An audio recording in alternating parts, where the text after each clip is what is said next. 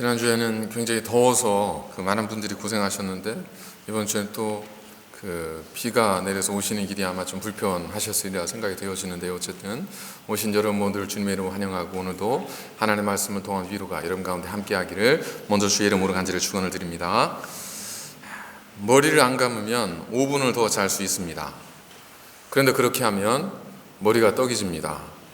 머리를 감아야 할까요? 말아야 할까요? 여러분에게 드리는 질문이 아니고 이 질문은 한국청소년상담복지개발원 사이버 상담센터에 문의되어진 상담 내용입니다. 어떤 대학교 1학년 남학생이 이 상담센터에 이 상담을 신청을 했습니다. 기숙사에 사는데 5분 일찍 일어나면 머리를 감을 수 있습니다. 그런데 그럼 일찍 일어나야 돼요. 그래서 5분을 더 자자니 머리를 감지 못해요. 감지 못하니까 머리 기름이 져서 머리가 이제 불편해집니다. 어떻게 하면 좋을까요? 감으면 될 거 아니에요, 그죠? 근데 이 대학교 1학년 남학생이 이 질문을 한 이유는 지금까지는 고등학교를 졸업하기까지는 이 질문과 이 선택에 대한 대답을 누가 줬었냐면 엄마가 다 줬습니다. 엄마 나 머리 감어 말어. 감어. 그럼 감는 거예요. 엄마 나 샤워해야 안 해. 해. 그럼 하는 거예요. 나 샤워하고 싶은데 지금 바빠. 그냥 가자. 그럼 그냥 가는 거예요. 그러다가 기숙사에 가서 이제 자기가 모든 걸 결정을 해야 되잖아요. 그러다 보니까 이걸 5분 일찍 일어나서 머리를 감아야 될지 아니면 좀 더 자는 쪽을 선택해야 될지 이걸 스스로가 선택을 못 하는 거죠. 이렇게 무언가에 대해 선택을 하지 못하는 그런 증상을 가리켜서 결정장애 이렇게 표현들을 하는데 그게 이제 장애는 사실 아니죠. 심리학 용어로는 지연행동 이렇게 이야기를 합니다. 그러니까 뭔가를 결정을 지지 못하고 계속 지연되는 거예요. 결정이 안 되는 거죠. 이걸 가리켜서 햄릿증후군 이렇게 표현도 하죠. 사느냐 죽느냐 그게 문제예요? 여러분 사느냐 죽느냐가 문제예요?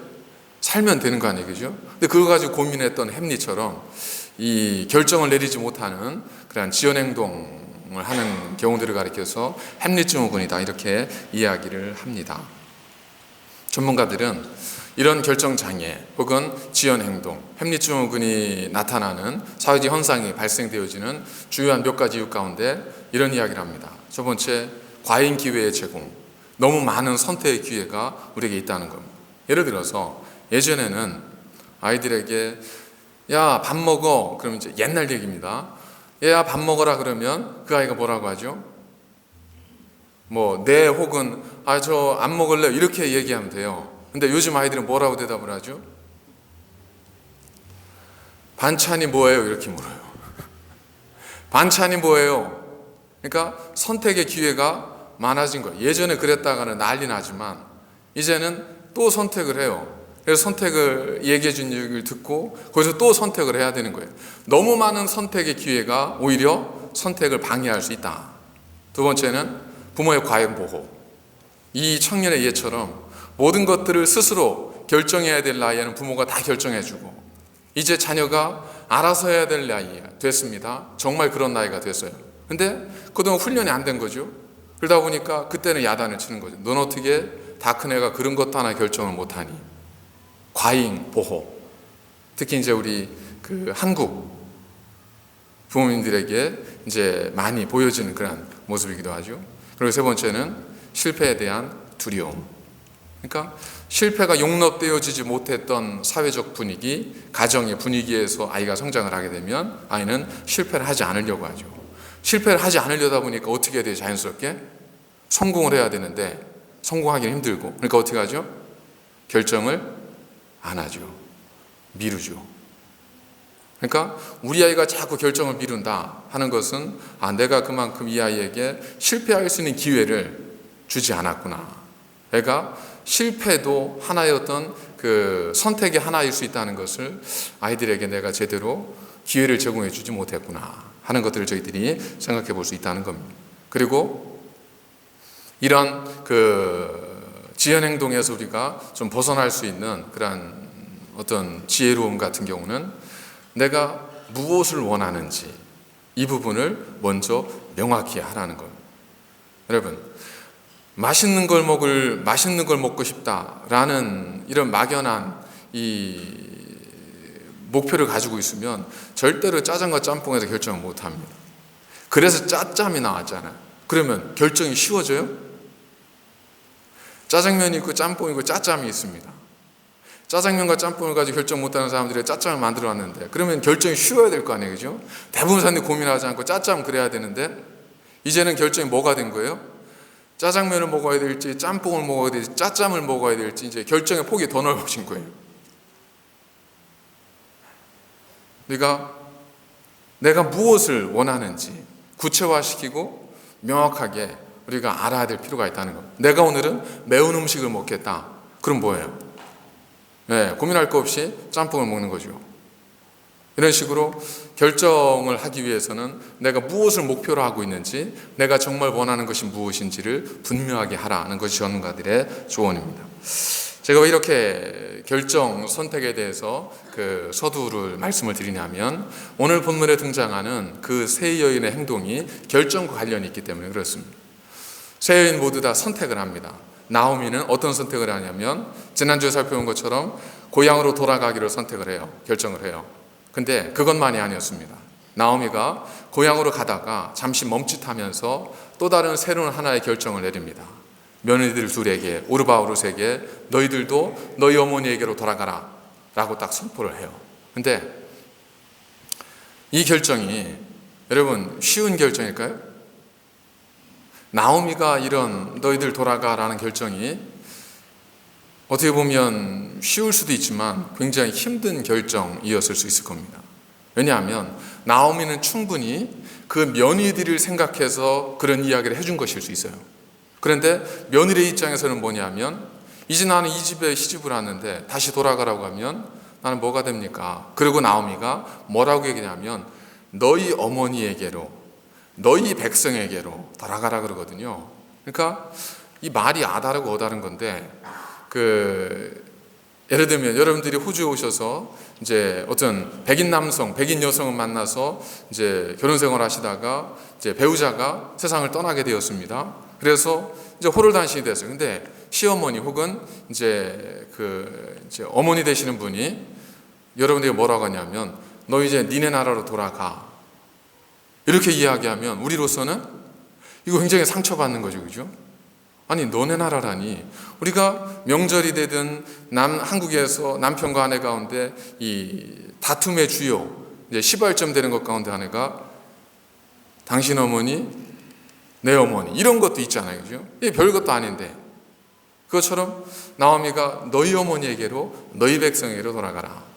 이게 며느리들에게는 굉장히 상처가 됐을 수도 있다는 겁니다. 어쨌든 나오미는 결정을 했어요. 돌아가게 해야 되겠다. 그리고 며느리들에게 이야기를 합니다. 가라. 그랬더니 며느리들이 울면서 소리 높여 울며 시어머니에게 우리가 돌아가지 않겠습니다. 어머니와 함께 어머니의 백성에게로 가겠습니다. 라고 이야기를 합니다.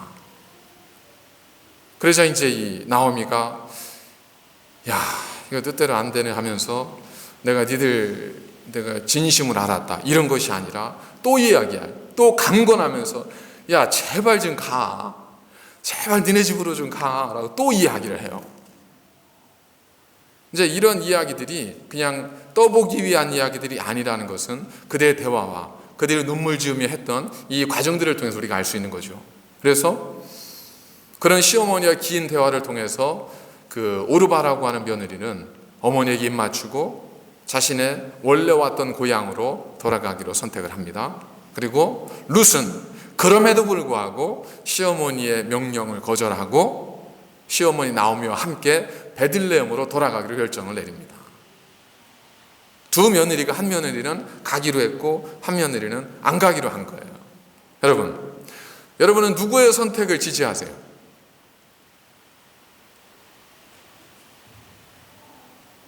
누구의 선택? 이 며느리로서 내려야 됐던 이 결정, 오르바의 결정과 룻의 결정, 어떤 결정을 여러분들은 더 지지하세요? 아마 어떤 입장에서 바라보느냐에 따라서 다 달라질 겁니다. 예를 들어서 그들은 전혀 관심이 없어요. 직접 관련된 사람이 아니고 그냥 저희처럼 그냥 멀리서 듣는 사람들의 이야기예요. 그 관점에서 보면 우리 한국 전통의 문화는 효를 중요하게 생각하지 않습니까? 근데 아무리 그래도 며느리가 시어머니를 떠나가는 것, 이건 부모를 공경해야 되는 그런 우리 어떤 그 전통적 사상에 비추어 보면 그건 옳지 않은 일이야 라고 생각할 수 있죠. 그렇게 되면 오르바의 결정은 그렇게 지지받을 만한 결정은 아닌 거죠. 근데 우리가 그들의 부모였다고 생각을 해보십시오. 그 며느리들, 그 딸들의 부모였다고 생각을 해보세요. 내 딸이 지금 시집을 갔는데 남편이 세상을 떠났습니다. 그리고 그 시어머니, 사부인이 이제 고향으로 자기 나라로 돌아가려고 하는데 자기 딸이 그 어머니를 따라서 이국 땅으로 가야 할지 아니면 집으로 돌아와서 다시 결혼해서 새로운 삶을 사는 것을 선택해야 될지, 여러분들이 그 딸의 어머니, 아버지라면 그럼 어떻게 하시겠어요? 오르바의 결정을 이기적인 결정이라고 하기는 좀 그렇잖아요. 왜냐하면 딸만이 아니라 사실 나오미의 입장에서는요, 며느리들 보고 가라 그랬어요. 근데 며느리들이 불쌍하기 때문에 그들을 생각해서 가라고 한 것도 분명히 있습니다. 그게 클 겁니다. 다른 면에서 한번 생각을 해보면 나오미에게 두 며느리는 어떻게 보면 자기가 먹여 살려야 할, 자기가 책임져야 할 부양 가족이에요. 그것만이 아니고 나오미가 고향 베들레헴으로 가잖아요. 가면 이제 자기가 했던 과거 행적들이 다 드러나요.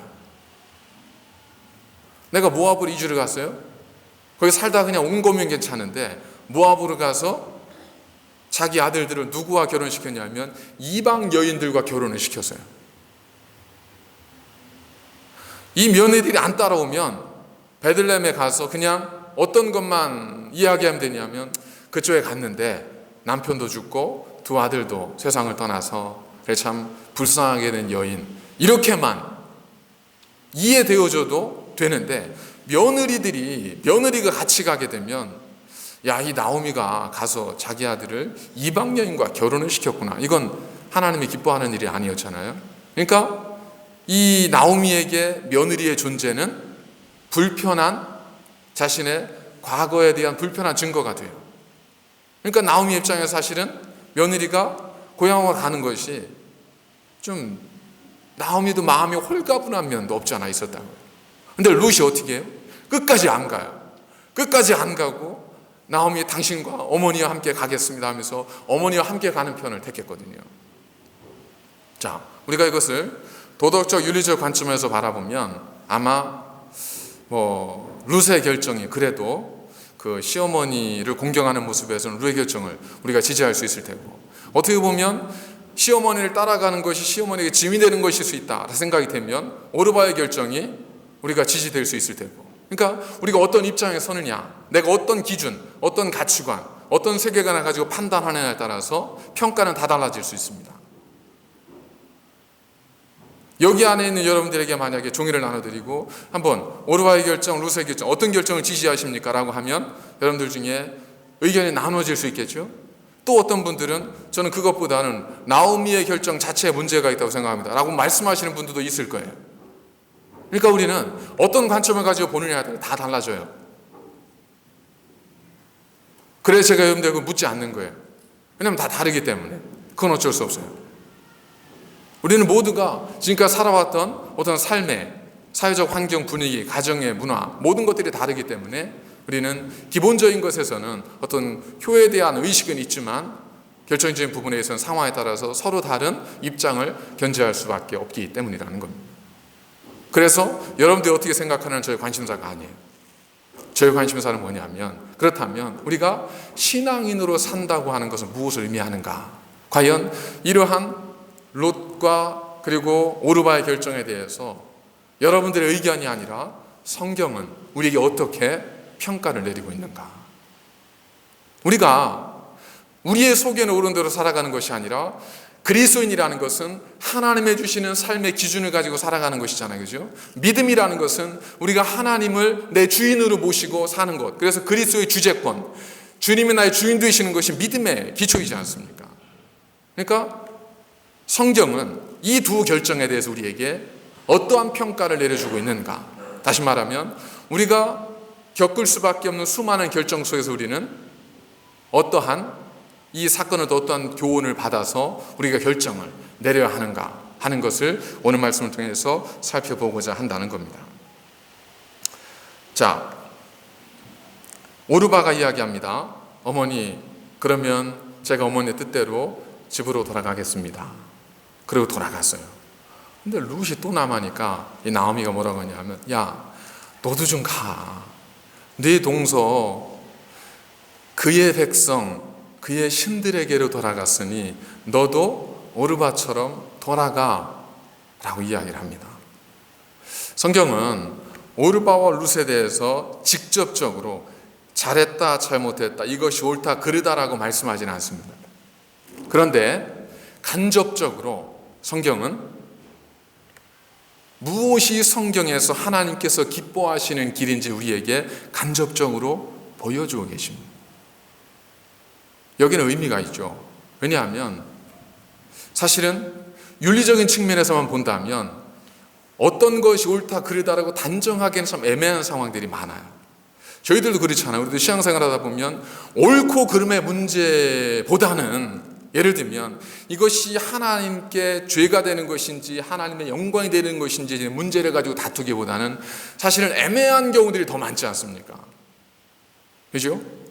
그래서 성경은 뭐냐면 이 오르바 룻의 결정에 대해서 간간히 슬쩍 이렇게 성경 하나님 입장을 우리에게 보여주시는데 오르바의 행동에 대해 성경은 뭐라고 했냐면 너의 동서는 그의 백성과 그의 신들에게도 돌아갔다는 겁니다. 그러면 그의 백성은 누구죠? 모압. 그의 신들은 모압 사람들이 섬기는 신들이에요. 하나님, 우리 믿음의 관점에서 본다면 그 신들은 결국 다 뭐예요? 우상인 거죠. 그러니까 오르바는 지금 어디로 간 거예요? 우상에게로 돌아간 거예요.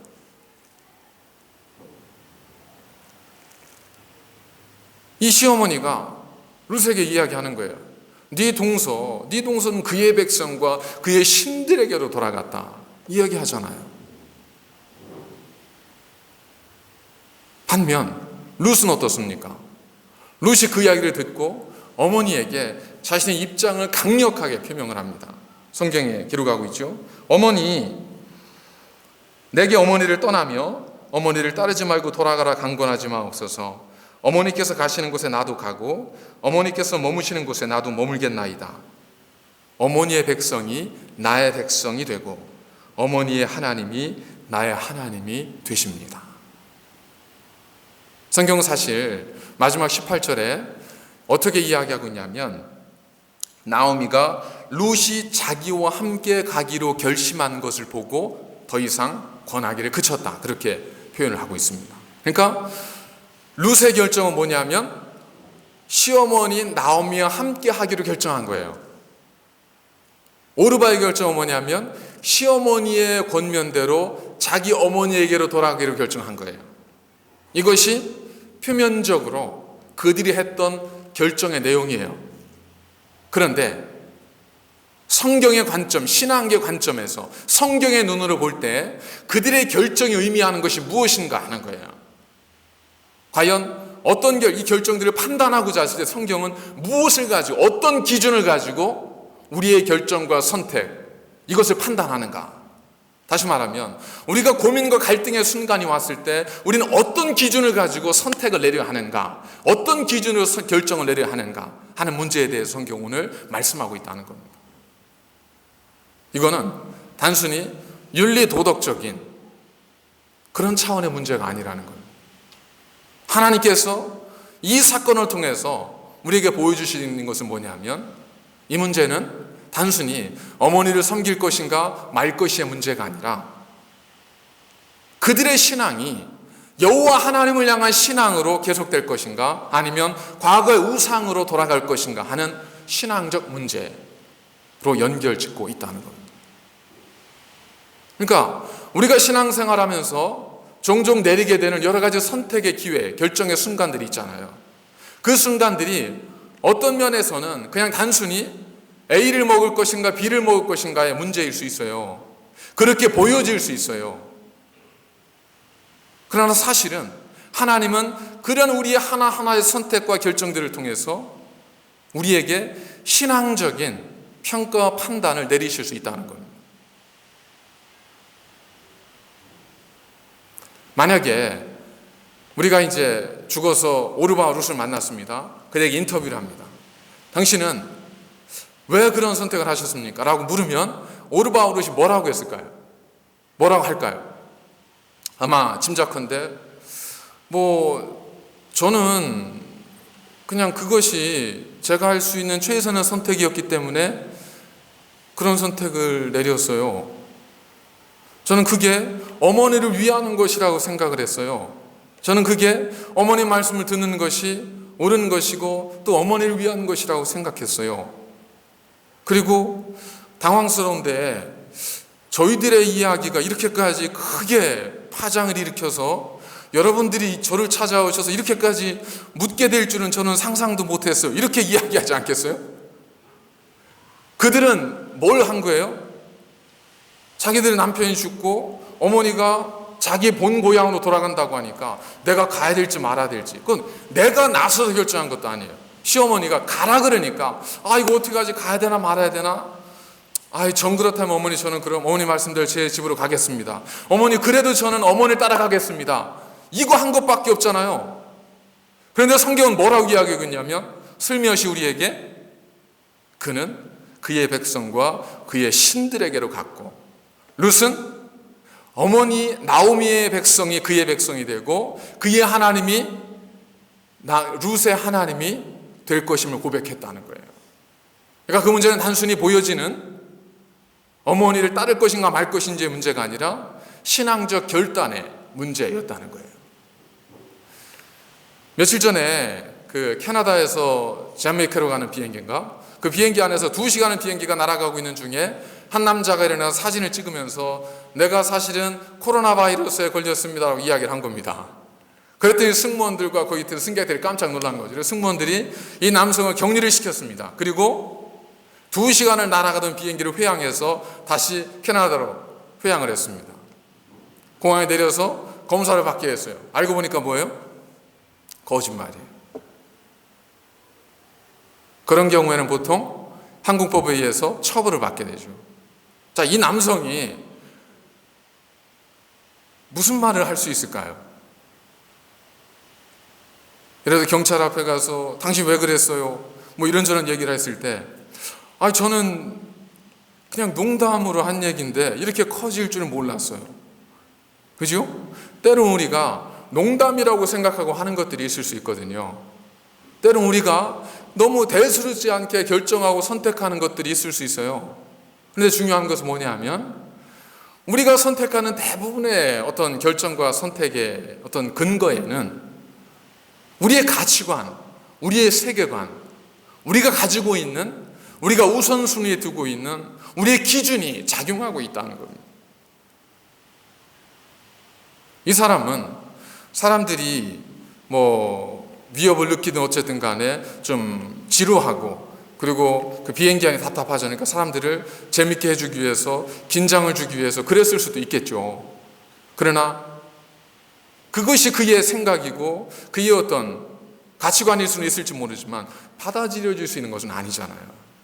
그 사람이 했던 하나의 행동이 그토록 수많은 사람들을 다시금 이전에 떠났던 공항으로 회항케 만들고 그들 일정을 다 어긋나게 만들고 비행기를 지연시키고 여러 가지 이런 엄청난 파장을 일으킬 줄은 그도 아마 전혀 생각하지 못했을 수 있습니다. 그런 일들이 엉뚱하게만 벌어지는 건 아닙니다.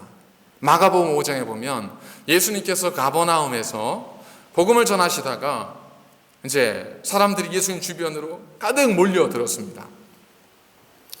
예수님께서 그 회당장 야이로의 그 죽어가는 딸을 살리기 위해서 가고 있는 중이었거든요. 그러니까 그러지 않아도 예수님이 대단한 분인데 다 죽어가는 어떤 한 소녀를 살리기 위해서 가신다고 하면 사람들이 얼마나 흥미진진했겠습니까? 그러니까 주변에 얼마나 많은 사람들이 모여들었겠어요. 그리고 모여드는 사람 가운데는 구경하기 위한 사람도 있지만 그 중에는 예수님이라는 분을 보고 싶고 그분에게 한번 악수하고 싶고 그분을 통해서 치유도 받고 싶고 이런 사람들이 많이 있었을 거 아니에요. 그러다 보니까 움직이는 중에 성경에도 보면 무리에게 밀려 움직였거든요. 근데 한참을 그렇게 움직이는 중에 갑자기 주님께서 걸음을 딱 멈추시는 겁니다. 그리고 주위를 두리번거리시면서 뭐라고 말씀하시냐면 누가 내 옷에 손을 대었느냐 라는 거예요. 그래서 제자들이 너무 당황스러운 거죠. 아니 이렇게 많은 사람들이 주님 곁에 몰려있고 여기저기 휩쓸려 다니는데 누가 주님의 옷에 손을 댔냐니요. 그게 말이에요, 소예요. 하면서 제자들이 너무 당황스러워 있을 때 주님은 누가 내 옷에 손을 대었느니라 라고 움직이질 않습니다.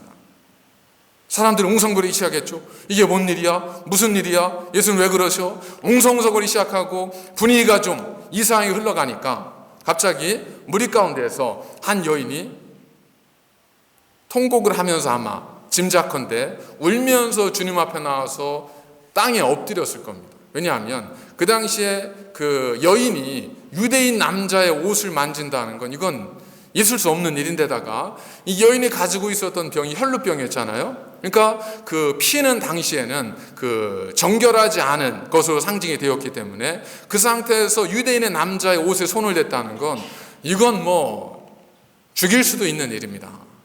근데 이게 쓱 지나갈 줄 알았더니 예수님께서 그걸 딱 멈추어 서서는 사람들 앞에 다 이제 오픈을 시키는 거 아니에요?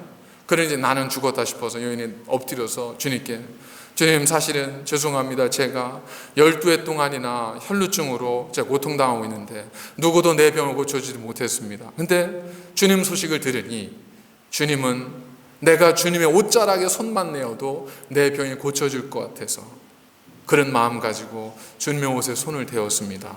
용서해 주십시오. 아마 울면서 주님께 용서를 구했지 않겠습니까? 그렇다고 해서 이 여인이 주님의 옷에 손을 댈 때 갑자기 쓱 가서 한번 대고 도망친 건 아닐 거예요. 얼마나 많이 고민하고 할까 말까 들킬 것 같아서 멈칫하고 얼마나 많은 시간을 이 마음 졸였겠어요. 그러다가 도저히 안 되겠다. 내가 이 시간을 놓쳐서는 안 되겠다 해서 아마 어느 순간에 딱 손을 잡았을 거라고요. 옷자락을.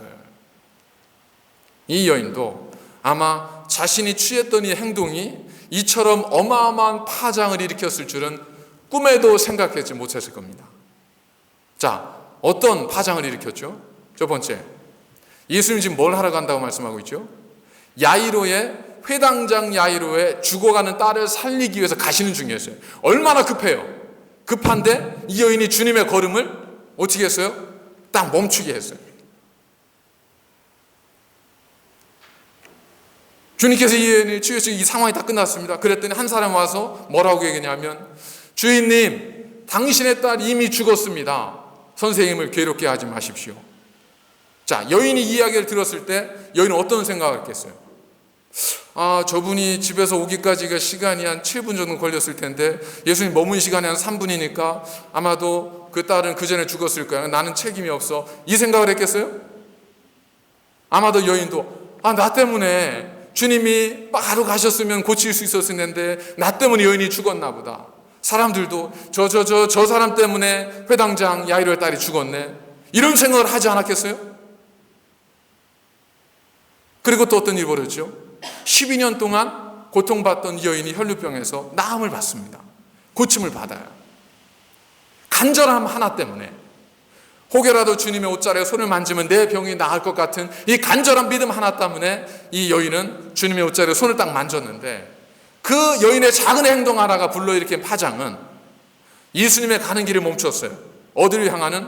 회당장, 권세 있는 회당장 야이로의 집을 향한 길을 멈췄고 그동안에 야이로의 딸은 죽었어요. 그리고 자신의 병은 나았어요. 이걸 울어야 할지 기뻐야 할지는 모르겠지만 별일이 다 벌어진 거예요. 그러면서 아마 자기도 후회했을 거예요. 나도 내가 이렇게까지 일이 커질 줄 몰랐네. 차라리 만지지 말고 참을 걸. 이 생각을 했을 거라고요. 근데 그 모든 일들이 벌어졌어요. 더 놀라운 건 뭔지 아세요?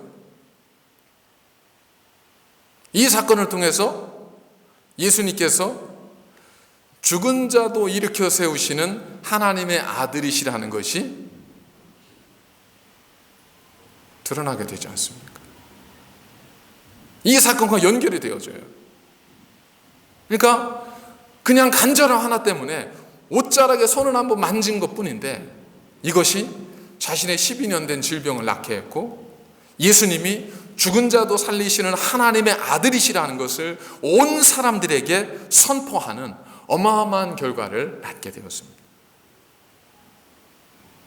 그 여인은 아마 이것 중에 어떤 것도 전혀 상상하지 못했을 수 있습니다. 아마도 나을 수 있다는 건 간절한 믿음이 있었기 때문에 그럴 수 있겠지만 그렇습니다. 우리가 내리는 선택, 우리가 하는 결정 하나하나 뜯어보면 작은 것일 수 있고 별것 아닌 것일 수 있지만 그 별것 아닌 것들을 다 모아서 보면 그러한 결정들을 내리게 만든 여러분들의 우리 속에 있는 우리의 중심, 우리의 세계관, 우리의 가치관, 우리의 기준, 우리의 우선순위가 뭔지가 다 드러나게 된다는 겁니다. 그래서 성경은 하나의 사건으로 사람들을 평가하는 것이 아니라 명확하게 그들을 평가하지 않습니다. 그는 그의 신들에게 돌아갔다는 거예요. 여러분, 아닐 수도 있잖아요. 가서 그가 이제 믿는 집에 가정이 시집을 와서 하나님을 알게 됐으니 가서 자신들의 집에 가서 하나님을 전할 수도 있잖아요. 근데 그게 아니에요. 성경은 그가 그 신들에게로 돌아간 거예요. 그러나 저주는 하지 않습니다. 성경은 그를 저주하잖아요. 돌아갔다고 그를 심판하지 않아요. 단지 뭐예요? 그를 하나님의 관심사에서 벗어나게 해요. 그런 선택을 했어요. 아마 그에게는 어쩔 수 없는 선택일 수 있을 거예요. 안타까운 선택일 수 있을 거예요. 그로서는 그게 최선의 선택일 수 있을 거예요. 그래서 성경은 어떻게 해요? 그를 심판하고 저주하기보다 그를 관심에서 멀어지게 합니다. 그 대신 성경은 누구에 집중해요? 그 상황에서 룻에게 집중합니다. 왜 룻에게 집중하는 줄 아세요? 그가 나오미를 공경했기 때문에 그것일 수도 있지만 룻의 고백을 통해 보면 우리가 왜 성경에 룻에 집중하는지를 알 수 있습니다. 룻이 뭐라고 하냐면 어머니에게 어머니의 하나님이 나의 하나님이 될 것입니다 라고 하면서 이렇게 이어갑니다. 어머니께서 죽으시는 곳에 나도 죽어 거기 묻힐 것이라. 만일 내가 죽는 일 외에 어머니를 떠나면 여호와께서 내게 벌을 내리시고 더 내리시기를 원합니다. 이것은 관용적 표현이에요. 나에게 하나님께서 벌을 내리시고 더 내리시기를 원합니다 라고 하는 뜻은 내가 하는 일이 절대 옳은 일이 아니라고 하는 확신에 찬 어떤 결의를 다짐할 때 하는 얘기예요. 그러니까 나오미는 이 룻은 지금 뭘 지금 스스로 확신하고 있는 거냐면 이 어머니를 떠나는 것이 누구에게? 하나님에게 좋은 일이 아니라는 것을 이 룻은 지금 고백하고 있는 거예요. 그렇기 때문에 내가 어머니를 떠나면 죽는 일 외에 어머니를 떠나면 여호와께서 내게 벌 위에 벌을 내리시기를 원합니다. 그러니까 나오미는 지금 그저 단순히 나는 어머니를 공경해야 돼. 나는 어쨌든 내 어머니니까 어머니를 섬겨. 이 생각만 가지고 한 것이 아니라 내가 나오미를 섬기고 공경하는 것, 그를 따라가는 것이 하나님 보시기에 좋은 일이라는 것을, 하나님 보시기에 기뻐하는 일이라는 것을 이 룻이 지금 고백하고 있다는 겁니다. 그러니까 성경이 관심을 갖고 있는 것은 그가 섬기는 척을 택했냐 아니냐 이게 아니에요. 사무엘서에 보면 사무엘에게 하시는 말씀이 있잖아요. 여호와께서 사무엘에게 이르시되 그의 용모와 키를 보지 말라. 내가 이미 그를 버렸노라. 내가 보는 것은 사람과 같지 아니하니 사람은 외모를 보거니와 나는 나 여호와는 중심을 보느니라. 하나님은 우리의 중심을 보시는 거예요. 우리의 모든 결정과 선택 속에서 하나님 우리의 중심을 보시는 거예요. 우리는 내 중심이 드러나는 일인지 아닌지 모르고 결정할 수 있어요. 그렇게까지 큰 일이었나? 이게 그렇게 큰 일이야? 라고 생각할 수 있다고. 이 여인이 주님 옷자락 만든 것이 이렇게 성경에 기록되어져서 2000년 지난 우리가 그 일을 알 정도로 그렇게 대단한 일이야? 라고 생각할 수 있지만 성경은 어떻게 해요? 그래 그게 대단한 일이야 라고 말씀하고 있는 거예요. 우리가 신앙생활 하다 보면 결정하고 선택해야 될 일이 많이 있지 않습니까? 예배를 드려야 될까 말아야 될까? 기도회를 참석해야 될까 말아야 될까? 수예배를 드려야 될까 말아야 될까? 목장 예배를 드려야 될까 말아야 될까? 내가 봉사를 해야 될까 말아야 될까? 내가 나를 미워하는 사람들 용서해야 될까 말아야 될까? 내가 먼저 섬겨야 될까 말아야 될까? 내가 나를 외면하는 사람을 위해서 먼저 찾아가서 인사를 해야 될까 말아야 될까? 여러 가지 선택의 어떤 상황들이 있지 않습니까? 거기서 만약 우리가 윤리적 도덕적 측면에서 기준을 재고 그걸 평가한다면 우리는 다 달라요. 왜? 우리 모두에겐 그럴 수밖에 없는 상황들이 있을 수 있어요. 우리 모두에게는 내 어쩔 수 없는 선택이었다고 말할 수밖에 없는 그런 상황들이 다 있어요.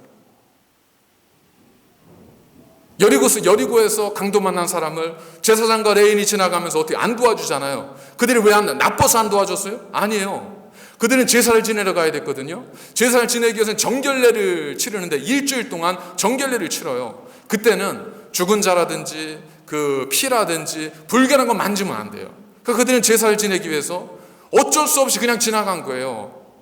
주님께서 그들 책망하셨어요? 그들 저주하셨어요? 아니요. 단지 주는 뭐라고? 그들은 관심 받게 해요. 누구를 주님은 집중케 하신 거 우리에게? 그러나 사마리아 사람을 봐라. 그는 자기의 모든 걸 내려두고 그를 도와줬지 않냐. 그러면서 너도 사마리아인과 같이 누군가에게 좋은 이웃이 되라는 거예요. 우리가 예배를 드려야 될 것인가 말 것인가. 우리 나름의 어떤 상황들이 다 있을 수 있어요. 나는 그럴 수밖에 없었어. 난 이럴 수밖에 다 있어요. 그럴 때 그걸 가지고 어쨌든 네가 오라, 어쨌든 넌 잘못했어라고 말할 수 없을 수 있어요. 그러나 하나님의 기준과 신앙의 기준에서 보면 모든 건 분명해지는 거예요. 나는 왜 그런 선택을 했는가? 하나님 우리 어쩔 수 없이 선택한 걸 모르시잖아요. 알아요. 그러나 우리의 중심에 무엇이 있는가? 하나님 그걸 보시는 거예요. 내가 왜 그런 선택을 했는가? 나는 내가 하고 싶은 건 하지 않기 때문에, 나는 내가 원할 때만 예배를 드려야 되기 때문에, 나는 내가 싫어하는, 내가 나를 좋아하지 않는 사람 좋아하는 건 나는 건 원치 않기 때문에. 다 뭐예요 이건? 내 속에는 옳은 대로 사는 거예요. 룻은 그러지 않았거든요. 룻은 자기 속에는 옳은 대로 한 것이 아니라 여호와 보시기에 아름다운 일을 선택했다고요. 그러니까 하나님께서 그를 집중하시잖아요. 그를 기억하시잖아요. 그의 길을 인도하시지 않습니까? 여러분, 짐이에요, 짐.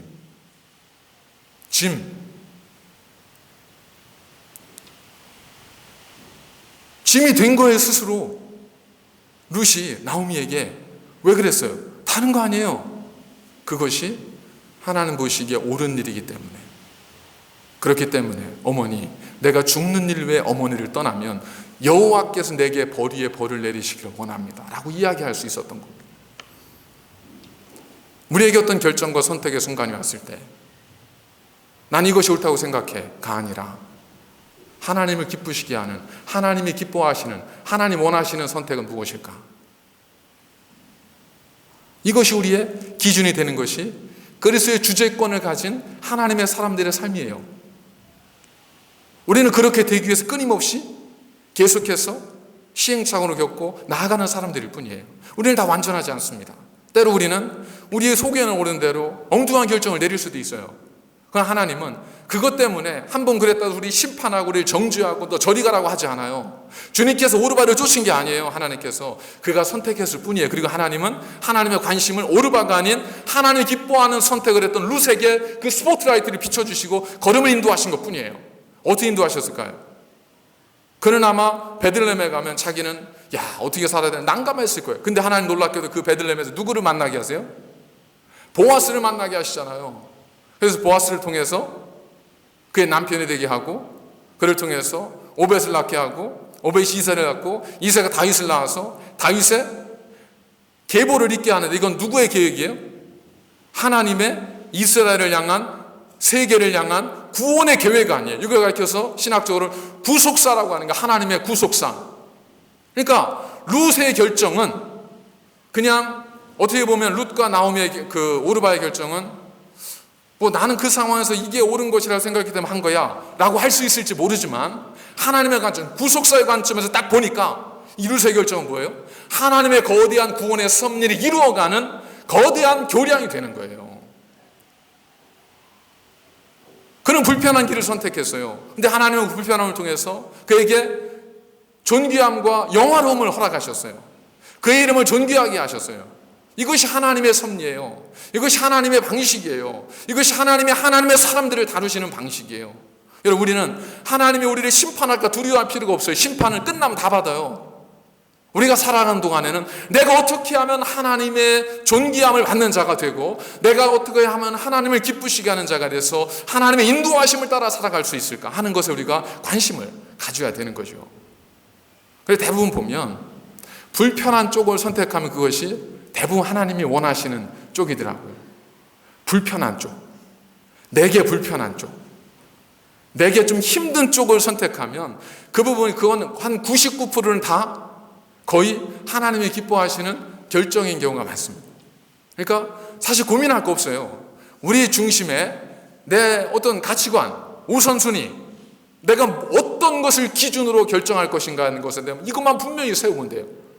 그러면 고민할 거 없어요.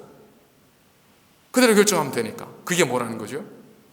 하나님께서 기뻐하시는 것이 무엇이겠는가? 이 상황에서 하나님께 내게 원하시는 것이 무엇일까? 하는 걸 질문을 우리 가슴속에 던지면 거기에서 대답이 나온다는 겁니다. 우리가 매 순간을 그렇게 살 수는 없을지라도 이런 질문을 가지고 살아가셔서 여러분들도 하나님의 거대한 구원의 역사 속에서 하나님의 존귀하심을 받는 그런 가정으로 그런 하나님의 사람들로 살아가셔서 루시 받았던 하나님의 귀한 은혜의 원총이 여러분들의 삶 속에 충만하시기를 주님의 이름으로 간절히 축원을 드립니다. 기도하시겠습니다. 거룩하신 아버지 하나님, 감사를 드립니다. 우리도 많은 선택과 결정의 순간에 있습니다. 그럴 때마다 우리가 하나님이 기뻐하시고 원하시는 것이 무엇인지를 생각하기보다 나의 마음을 편하게 할 것이 무엇인지를 생각할 때가 더 많습니다. 우리의 마음이 하나님의 말씀과 기도로 경건해짐을 통하여 서서히 먹을 것 마실 것이 아니라 하나님 기뻐하시는 그의 나라와 뜻을 구할 수 있는 거룩하고 성숙한 하나님의 사람으로 변화되어져 갈 수 있도록 우리를 만져주시고 우리를 인도하여 주시옵소서. 우리 새날교회가 점점 자기 자신을 부인하고 주님의 기뻐하시는 뜻을 따라 십자가를 지고 주님을 따라가는 거룩한 주님의 교회가 되어질 수 있도록 하나님 인도하여 주옵소서. 그럴 때 주님께서 우리를 붙드시며 지키시며 그리고 놓지 않으심을 믿습니다. 그 믿음으로 살아가는 주님의 거룩한 교회 되기를 예수님의 이름으로 간절히 기도드립니다. 아멘.